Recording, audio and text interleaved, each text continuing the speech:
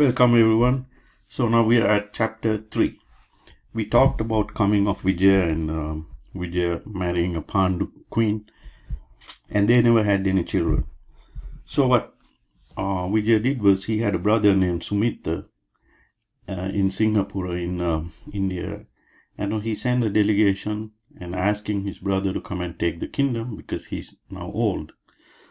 And Sumitta said, I'm sorry, I'm also old, but my son Panduwas Dev is willing to come. So Sumitta's son, that would be Sumitta, was King Vijaya's brother, and Panduwas Dev came to Sri Lanka, and he accepted the kingdom after the death of King Vijaya. So Panduwas Dev, once he come here, he has to marry a queen. So he heard about a person named Saka Pandu, and he had a very pretty daughter, and her name was Badda. Now there's a story about Saka Pandu, and in Mahavamsa they touched upon that story, but it's in the Tripitaka. What happened was, there was a kingdom called Kosala, which is a bigger kingdom than Sakya kingdom, which was near Sakya kingdom. And the king of Kosala was Pasenajit Kosala. So Pasenajit Kosala, he wanted to marry a princess from the Sakya kingdom because that way you would have good relationships with your neighboring kingdoms. And that was the tradition. So he said to the Sakyas, send me a princess for me to marry, so we would have good relationship among the kingdoms. But the Sakyas did not like Pasenajit Kosala for whatever the reason. So what they did was they sent a slave woman and said that's a princess. And King Pasenajit Kosala married this slave woman, and they had a child, and his name was Vidudaba. So when Prince Vidudaba, when he became older, he wanted to see his relatives in Sakya kingdom. So he went to Sakya kingdom to see his relatives, and then had talked to them, had food or lunch or dinner, whatever, and then he came back. So while coming back, one of King Vidudaba's soldiers forgot his sword. So he ran back to get his sword. When he ran back, he saw the Sakyas washing the chair of King Vidudaba, who sat. So he asked other people over there, why are they washing the chair? And they said, oh well, that King Vidudaba is not really a son of a princess, he was a son of a slave woman. So the soldier came and told King Vidudaba that's what I heard from them, they're washing your chair. And King Vidudaba was furious. He was very angry. That was a big insult at that time. Washing someone's chair that someone sat. So that was a big insult, and he said, I'm going to wash the whole town with Sakya blood. So the news went back to Sakyas that the Vidudaba found out about it, and he's saying that he's going to come and kill everybody.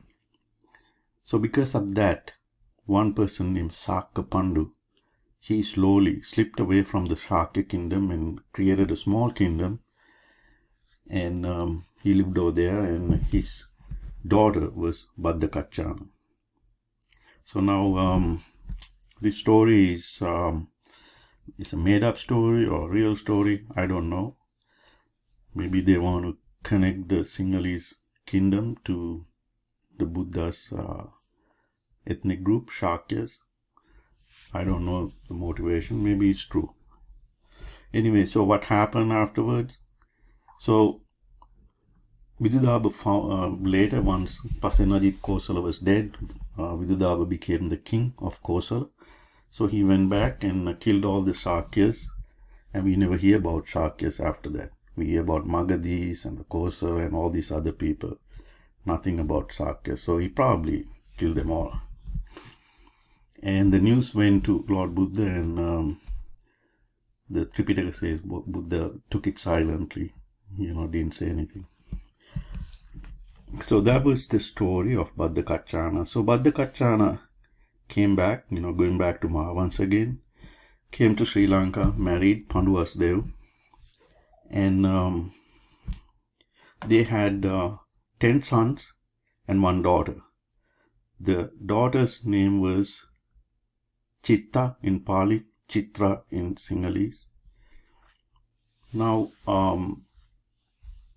during Panduwas Dev's time, he built a reservoir named Pandavava. And Parker and most people think that that was the world's first man-made reservoir. Parker says Pandavava may be the first great reservoir ever constructed if we omit from consideration the Great Lakes of Egypt, since they were merely immense natural hollows into which water was turned. And also, Parker says, although the size of this reservoir was surpassed by other pre-Christian ones and left far behind by many post-Christian ones, we cannot fail to be astonished at the boldness and originality of the early engineer who ventured to construct such an earthen bank across a valley down which floods of considerable volume passed in the rainy seasons. Owing to the heavy rainfall of the gathering ground, which averages about 85 inches per annum, the maximum flood may amount to 14,000 cubic feet per second. Every engineer will recognize that to get rid of this volume of water in safely would be a serious problem. The old designer of the works must have been a highly intelligent man to overcome it so successfully. So Pandavava is the world's first reservoir, man-made reservoir, and it's in Panduwas today. It still exists. Now, going back to Mahavamsa, Panduwas Dev had 10 sons and 1 daughter. The eldest son was King Abhaya, and the youngest daughter was Chitta or Chitra, and she was very pretty. People went crazy because of her, so they call her Unmada Chitra. And the soothsayers said that she's going to have a son one day, and that son is going to kill all his uncles, that will be Chitra's brothers, and become the king. And Chitra's brothers didn't like that. So they imprisoned her in a tower so that she will not be able to meet anyone and have children. But there's a man named Diga Gamini, and he somehow met her, and they had a relationship, and and she got pregnant. And the Chitra's brothers say that if the child is a son, we are going to kill him. If the child is a daughter, then we will keep her. And the child happened to be a son. And what Chitra did was she sent the son to a nearby village and got a daughter from the village and raised the daughter. And that son, who went to the village and grew up in the village, was none other than King Pandukabhaya. And later, he indeed killed all his uncles and became the king of Sri Lanka. So we would talk about King Pandukabhaya in the next chapter. And thanks for listening.